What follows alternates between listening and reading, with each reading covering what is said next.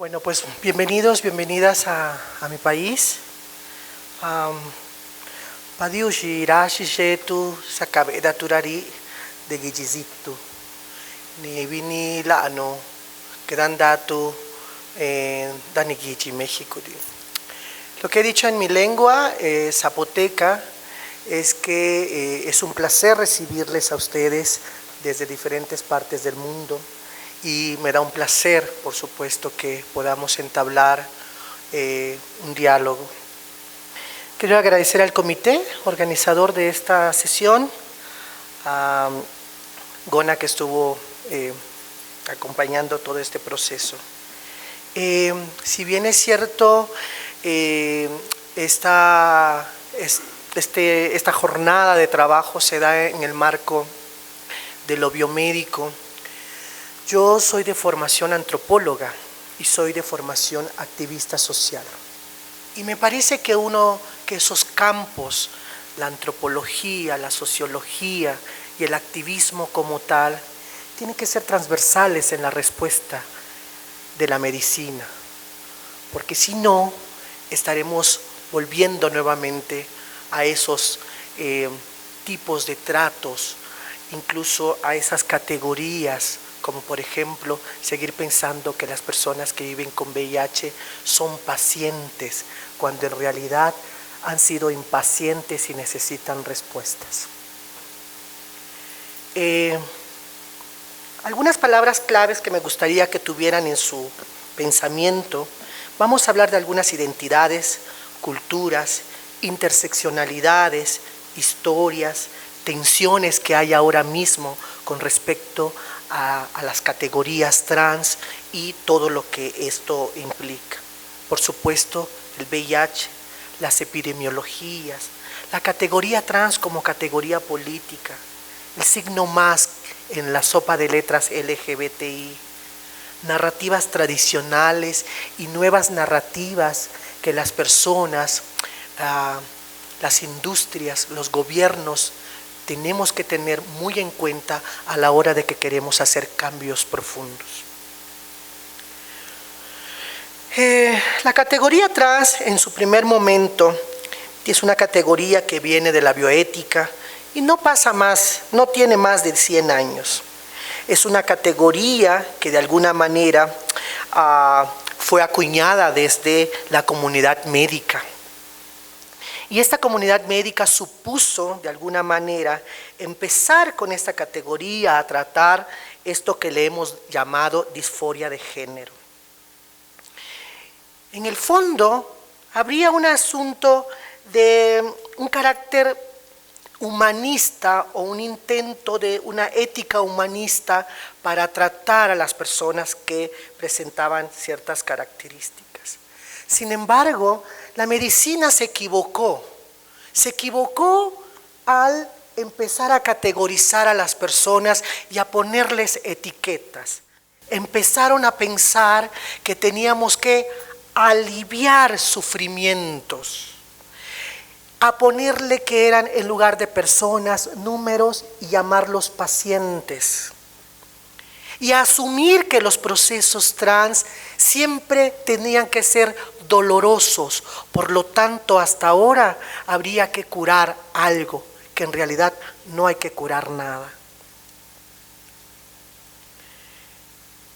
En el proceso de esta discusión, en los años 70 y en los años 80, aparece el VIH, por supuesto, y una categoría que vino desde la medicina nuevamente, que fue la categoría HSH, una categoría epidemiológica que no estaba entendiendo la dinámica de la epidemia en las regiones del mundo.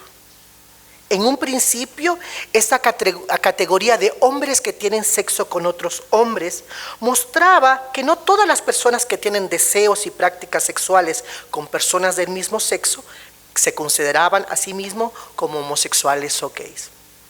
Se inventaron algunas categorías también como homosexualidades identitarias.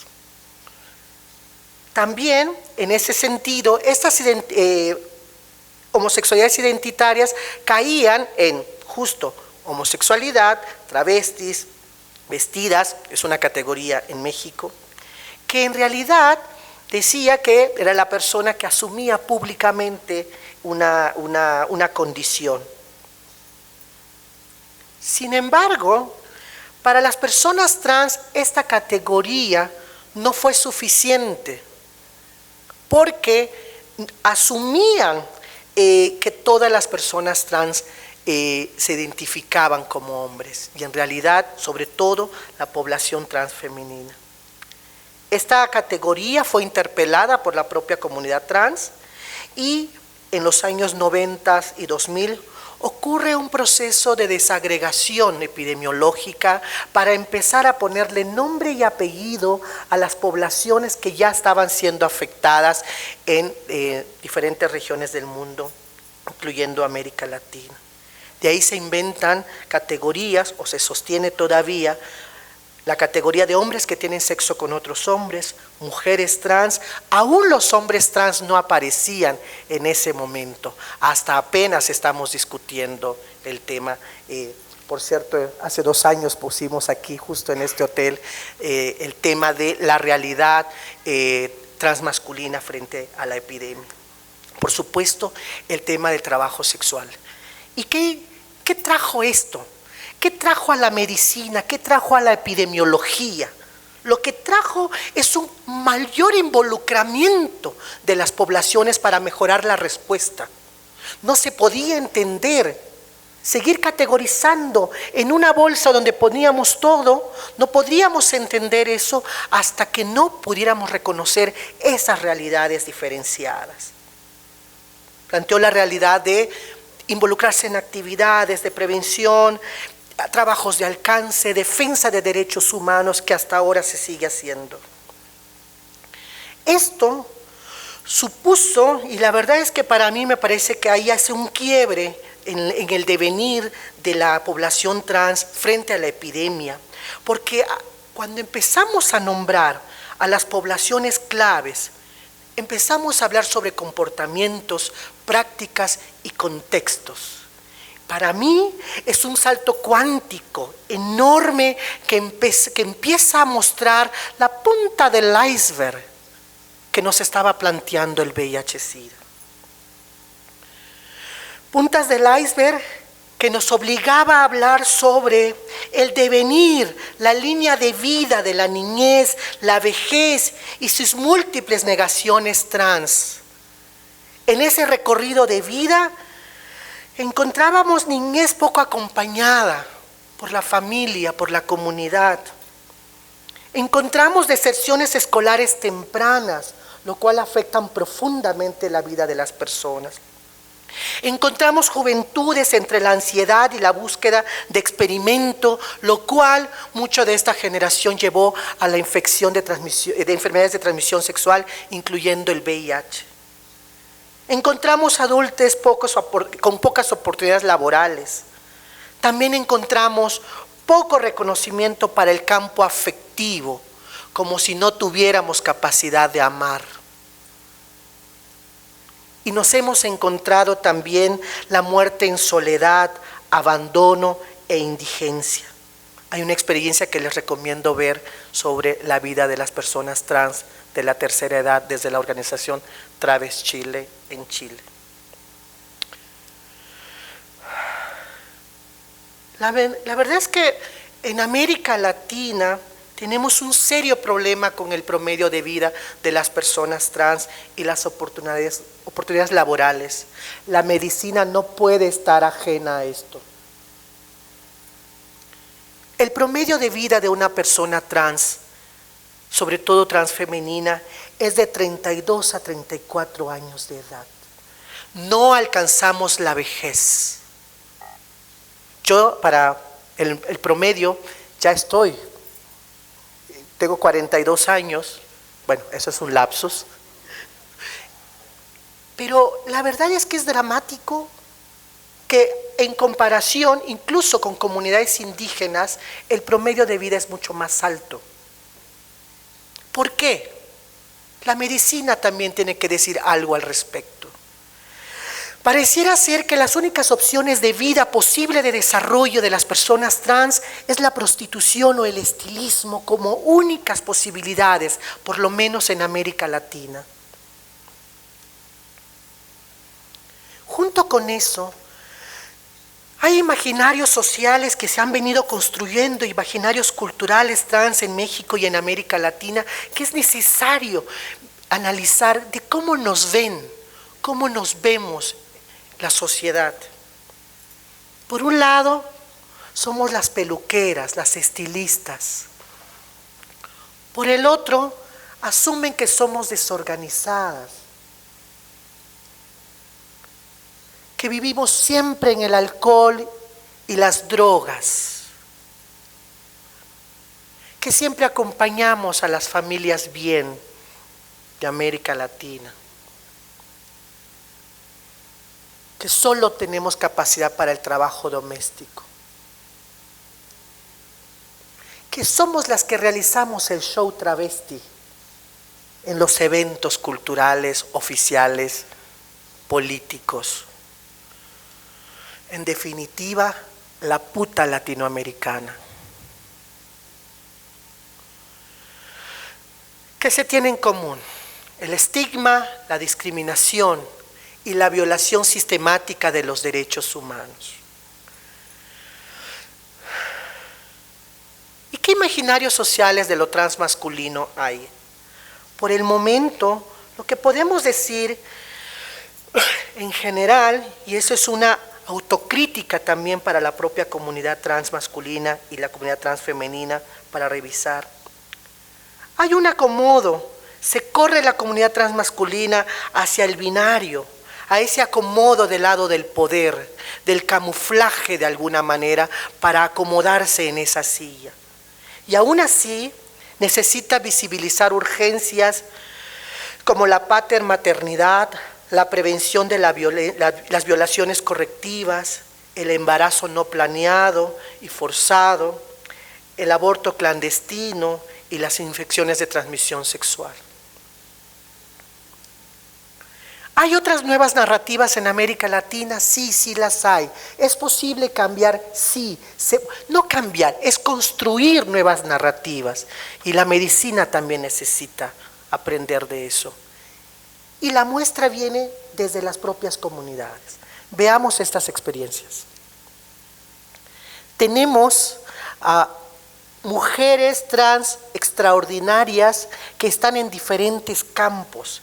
Están en la sociología, están en la función pública, están en la literatura, están en la biología. También nos estamos involucrando en la medicina.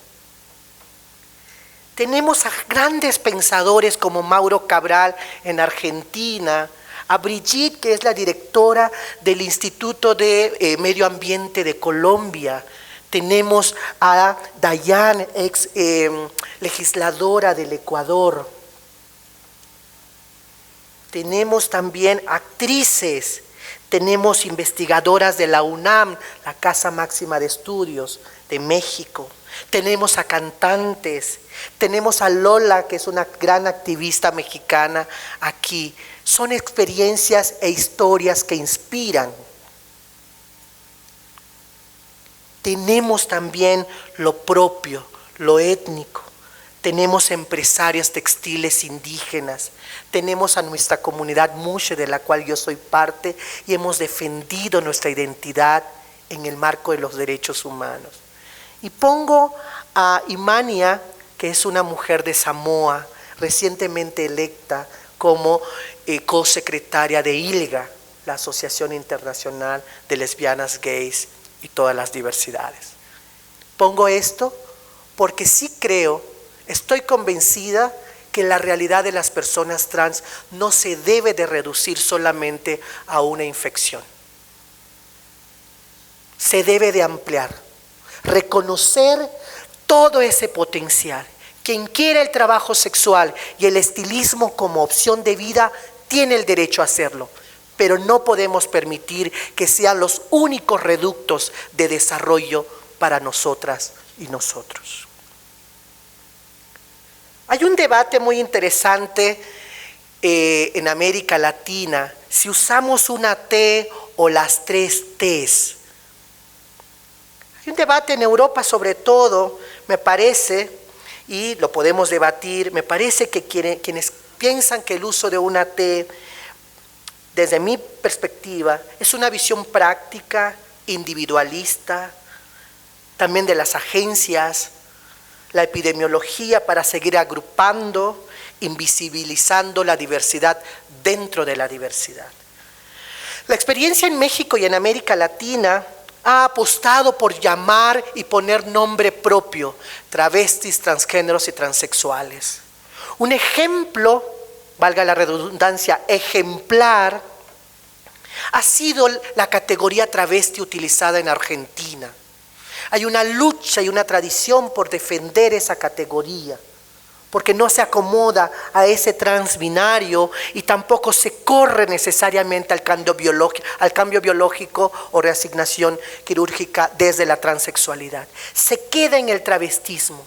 Tan han impulsado eso que hace 4 años asesinaron a Diana Zacayán de 27 puñaladas y ese caso llegó a la corte y se inventó y se categorizó una palabra, un concepto, travesticidio. Ese documento, esa categoría está en un documento oficial, en un documento judicial. ¿Qué nos está diciendo?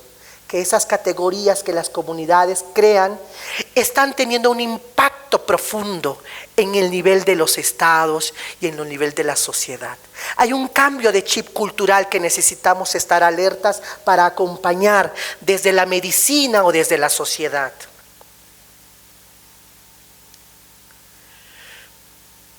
Ahora mismo se habla si la categoría trans es una categoría política. Por supuesto que es una categoría política y es una categoría paraguas. ¿Por qué? Porque está en usos en los textos académicos, en documentos médicos, en leyes, en declaraciones, en programas, en discursos. Ahí está.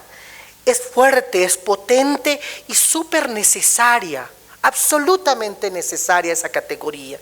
Ninguna categoría desde la diversidad sexual se ha posicionado en los últimos 15 años tan fuertemente como la categoría trans, y eso hay que celebrarlo.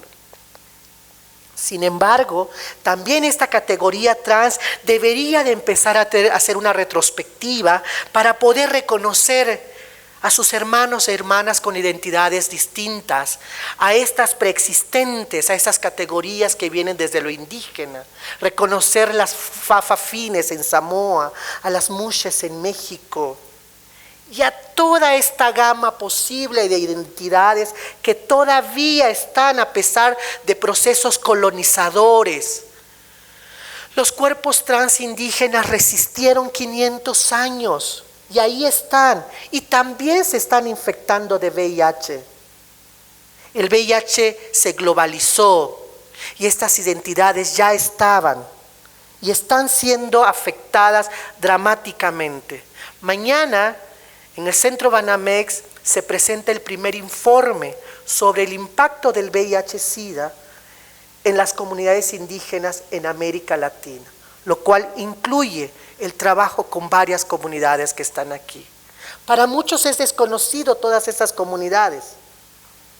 Necesitamos seguir utilizando el concepto trans, sí, pero también necesitamos empezar a ampliar nuestra perspectiva de dónde estamos hablando, desde dónde y con quién estamos hablando a la hora de la respuesta a la propia epidemia. Leyes para la identidad de género, por supuesto, son necesarias y urgentes, nos hacen falta, nos dan estatus social, nos dan ciudadanía, una categoría que últimamente se nos olvidó otorgarle a las personas.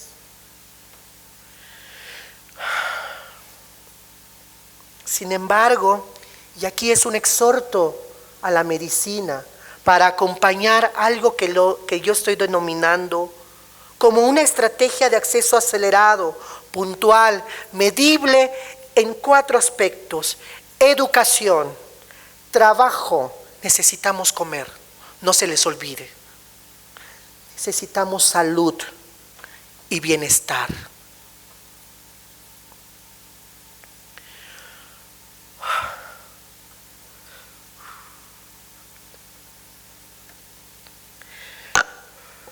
Algún día fuimos niños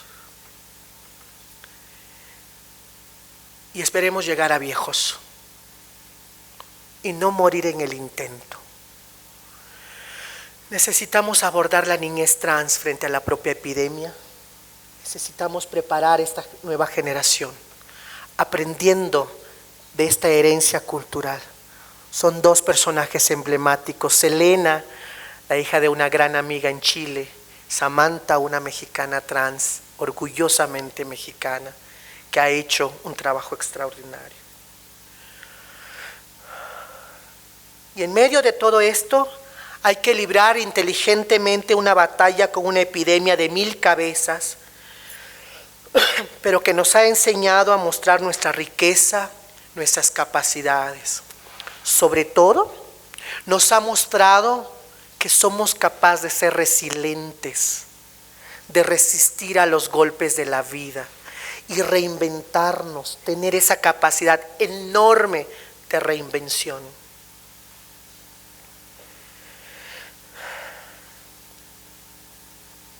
¿Y por qué hablar de todo esto? Porque en definitiva nos negamos a que la historia nos niegue y nos desaparezca en el mundo. Muchas gracias.